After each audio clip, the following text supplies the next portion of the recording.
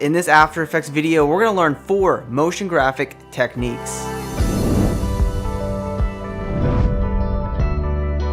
Hey, what's going on internet? This is Josh Noel from Sunduck Films. So, title says it all. We're going to learn 4 motion graphic techniques that you can use in any After Effects project when working with motion graphics. These are 4 types of motion graphics that I like to use in pretty much every project. And the first motion graphic technique that I would like to start off with is animated lines. These can be used as nice animated design elements to showcase what's important in your composition. Alright, the line technique is very simple, but what you're going to want to do is grab the pen tool here at the top, and you want to click on the word fill and set it to none and click OK, and click on the word stroke and you'll set it to solid color and click OK. And you can change your stroke width, but we can get back to that in a second. So you click a point, you can hold down shift on your keyboard and just draw a curved line like this, and you can continue to expand on this just like that. So now we have this line in here, no big deal. So now what we want to do is animate this line. So we can open up our shape layer, we'll go to add, and we're going to add a trim paths. And we'll move back to our beginning of our timeline, and we'll open up trim pass 1, and we'll set the end percentage to 0%. We can add a keyframe for end. We can move forward in time, maybe we'll do like 2 seconds, and we'll set it up to 100%. Now we go back, maybe to frame 10 or so, and we'll add a keyframe for start. And we'll move past the last end keyframe by like 10 seconds or so, and we'll set it down to 0%. So now you'll have this nice animated line just like this right inside of your composition. And what we can do is make all the keyframes easy ease keyframes by hitting F9 on our keyboard. We can open up shape 1, we'll go to the stroke 1, where it says line cap, it's set to butt cap, we'll set it to round cap. There's a lot of caps right there. And this will just round out the edges. So now you have this one line that's animated just like this. And if say we want to add a bunch of other ones in here really quick, what we can do is duplicate this. So what we'll do is we'll open up our line 2 here. We can delete the shape 1, and we grab the pen tool again, and we can just draw some minor lines. And we can just draw some minor lines in here. Click off of it, select line 2 again, and this is just a really quick way to just add some extra short lines. And they're going to have the same animation speed as the main line. So what we can do is just hit U on our keyboard to bring up the keyframes, and we can bring in the last 2 keyframes. So these smaller lines are much quicker than obviously the much bigger line, right?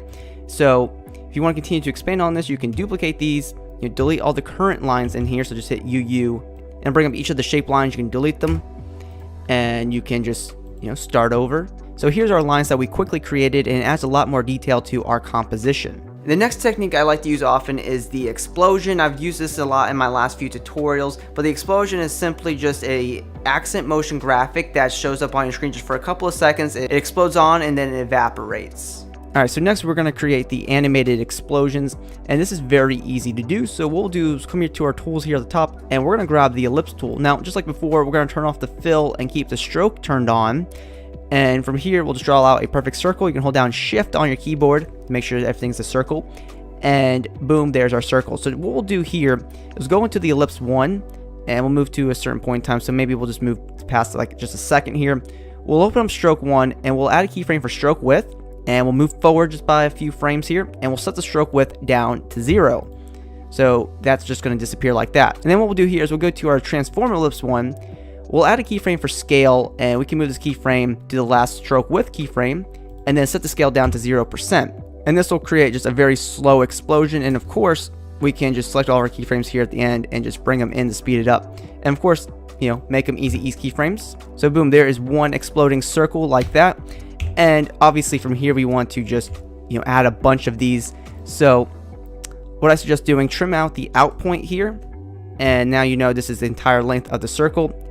And what we'll do is we'll duplicate it, and we can just move it around our composition just like this, and we can add a variety of these very quick. And to duplicate, go to edit, duplicate. And now we have our exploding circles covered around our composition, and it just adds a lot of animated detail to our composition. It looks really nice. So this concludes our second technique. And before we continue this video, if you're looking to produce high quality motion graphics within a matter of minutes, go ahead and check our links in the video description. The preview you're seeing right now is a 750 Motion Graphic Element Pack from VideoHive, which allows you to drag and drop pre-made motion graphic elements into any After Effects project file. We did a full review on this motion graphics pack, so if you're interested, go ahead and check our links in the video description. One of my favorite motion graphic techniques is a repeated circle. What I mean by that is take like a series of lines and you animate it around a circle, and you can use it as one motion graphic element. It's really nice for, say, also explosions, but also just for some nice accent around the entire composition. Let's take a look at what I'm talking about. So as our first technique, we're going to grab the pen tool and we're going to draw this from the center of our composition. So we can zoom in here and just click a point, hold down Shift on our keyboard and draw a straight line up like that. So that looks good. So now what we're going to do is open up our shape layer 1 and we're going to go to add, and we're going to add a repeater. And we're going to open repeater 1 and we can increase the number of copies. That's totally fine. We can open up transform repeater 1, and from here we're going to set the position down to 0, the X position. Then we're going to increase the rotation by like 20 degrees, and then we're going to the anchor point and we're going to grab the Y value and we're going to increase this value. So now we have a circular shape path just like this.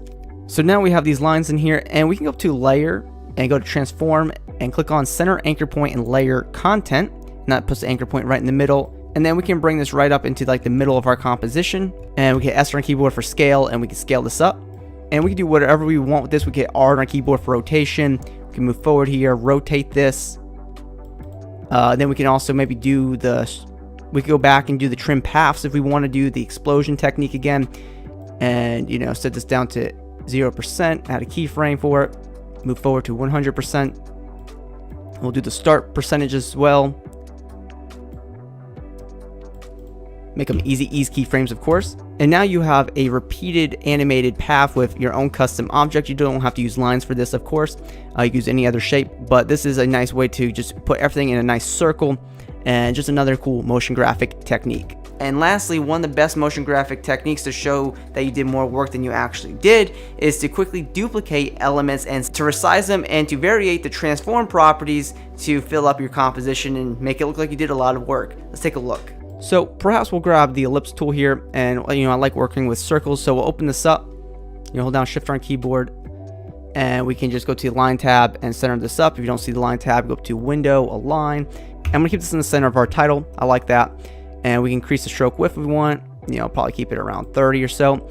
And we'll come in here, we'll go to add, and we'll add the trim paths again. And we're gonna build out a nice motion graphic object here. So trim paths is one of my favorite effects here. So we'll add a keyframe for start. We'll set it down to 100%. And we'll come here to like 2 seconds. And then we'll set the start percentage down to 0%. And we'll do the same thing with the end percentage here. Add a keyframe there, go past the last keyframe and set it down to 0%. So now we just have this here like that. And then we can grab our keyframes, easy ease keyframes. So now we just have something like this, and it looks fine. And then what we'll do here is we'll grab the pan behind tool and we'll move our anchor point to the center of our composition. So we'll come here, just make sure this is directly in the center. And we can come here, duplicate our shape layer 1, hit R on our keyboard for rotation. We can rotate this just like this. So now these will be exactly apart from each other, just like so. And then we can duplicate this again. We can hit R on our keyboard here. We can hit S on our keyboard as well. Scale it down. We can even grab the selection tool here at the top and just lower the stroke width here. We can even hit U on our keyboard for bring up the keyframes. And we can bring in the last 2 keyframes to speed this up if we want to. And this is just a cool way to quickly variate the same objects and just to really build out an entire scene very quick. Duplicate it, scale it out.